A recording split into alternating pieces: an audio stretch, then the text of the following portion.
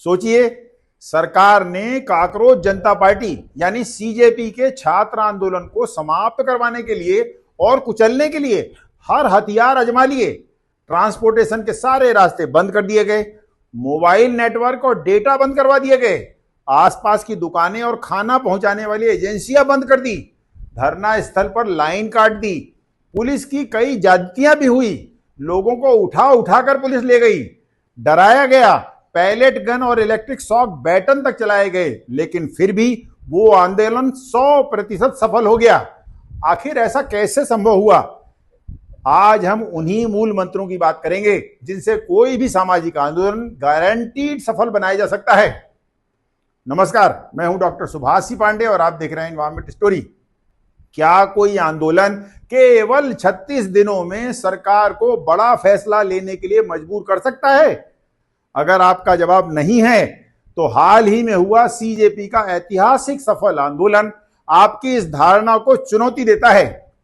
इस आंदोलन ने दिखाया कि अगर रणनीति यानी प्लानिंग स्पष्ट हो, अनुशासन मजबूत हो, जनता का भरोसा लगातार बना रहे, तो एक छोटे टाइम पीरियड में भी कोई आंदोलन राष्ट्रीय बहस का केंद्र बन सकता है। इसके कारण न केवल देश के शिक्षा मंत्री धर्मेंद्र प्रधान का इस्तीफा स्वीकार किया गया, बल्कि छात्रों की सारी मांगें मान ली गई। लेकिन इतिहास हमें यह भी बताता है कि हर आंदोलन सफल नहीं होता। हजारों आंदोलन शुरू होते हैं, लेकिन कुछ ही अपने लक्ष्यों तक पहुंचते हैं। तो आखिर किसी आंदोलन की सफलता का राज क्या है? आज हम सफल और शांतिपूर्ण आंदोलन के मूल मंत्रों को जानेंगे। इसके लिए हम सीजेपी आंदोलन के साथ साथ महात्मा गांधी के सत्याग्रह, जयप्रकाश नारायण आंदोलन, अन्ना आंदोलन, चिपको आंदोलन, भारतीय किसान आंदोलन और अमेरिका के सिविल राइट्स मूवमेंट का भी सहारा लेंगे। तो आइए जानते हैं कि किसी सामाजिक आंदोलन की सफलता के क्या है मूल मंत्र। सबसे पहला मंत्र है कि आंदोलन के लिए सही जगह चुनिए। दांडी मार्च हो या जंतर मंतर या कोई और अधिकृत घटना स्थल, स्थान आंदोलन को वैधता और दृश्यता दोनों देता है। दूसरा मंत्र है अपना संकल्प मजबूत रखिए, कोई जल्दीबाजी नहीं, लगातार डटे रहना यानी कंसिस्टेंसी। हालिया सीजेपी आंदोलन और अन्ना आंदोलन दोनों में यही बात समान थी। तीसरा मंत्र है सोशल मीडिया को जिम्मेदारी से इस्तेमाल कीजिए। वीडियो, लाइव अपडेट, छोटे क्लिप्स, रील्स, लगातार संवाद ने सीजेपी आंदोलन को सिर्फ धरना स्थल तक सीमित नहीं रहने दिया, वह देश भर में चर्चा का विषय बन गया। चौथा मंत्र है भरोसेमंद लीडरशिप।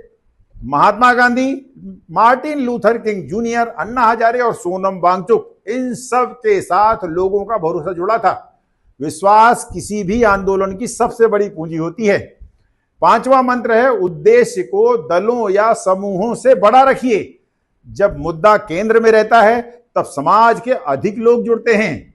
अगला मंत्र है अहिंसा कभी मत छोड़िए। गांधी हो या किंग, सभी का पूरा आंदोलन इसी सिद्धांत पर खड़ा था। ध्यान रहे, शांतिपूर्ण आंदोलन नैतिक ताकत पैदा करता है।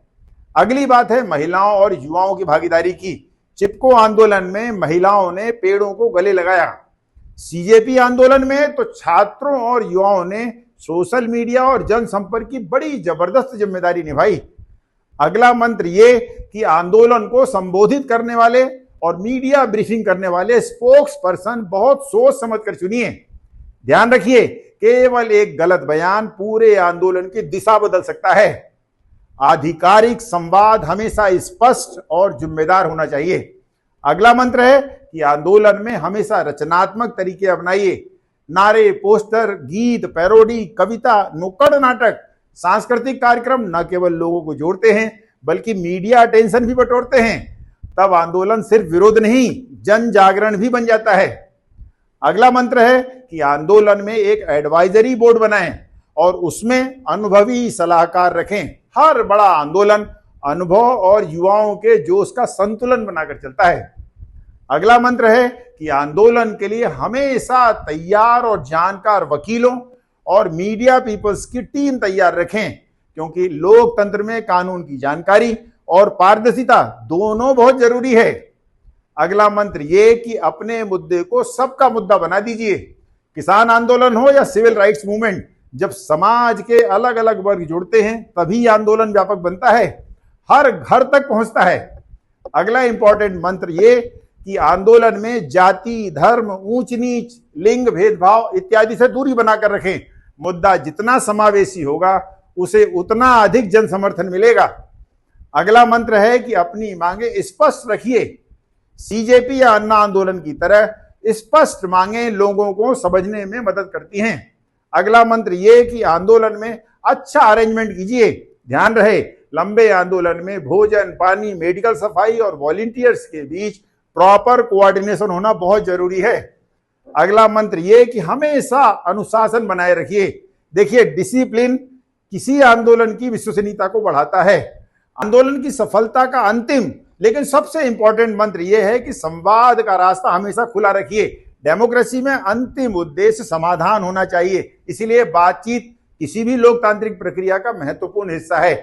कुल मिलाकर निष्कर्ष ये कि अगर हम इन सभी सफल आंदोलनों को साथ रखकर देखें तो एक बात बिल्कुल साफ दिखाई देती है, और वो ये कि सफल आंदोलन संयोग से सफल नहीं होते, बल्कि वे तैयारी, अनुशासन, स्पष्ट उद्देश्य, जन समर्थन और शांतिपूर्ण रणनीति के दम पर आगे बढ़ते हैं।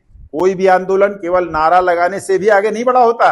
वह बड़ा तब बनता है जब लोग उस पर भरोसा करने लगते हैं, और भरोसा वहीं बनता है जहां सत्य, अनुशासन, पारदर्शिता और लोकतांत्रिक मूल्यों का पालन हो। एक अंतिम बात जो अक्सर नजरअंदाज कर दी जाती है लेकिन है बहुत जरूरी, और वो ये कि यदि आपका आंदोलन नैतिक रूप से सही होगा तभी वह लंबे समय तक और व्यापक जन समर्थन हासिल कर पाएगा।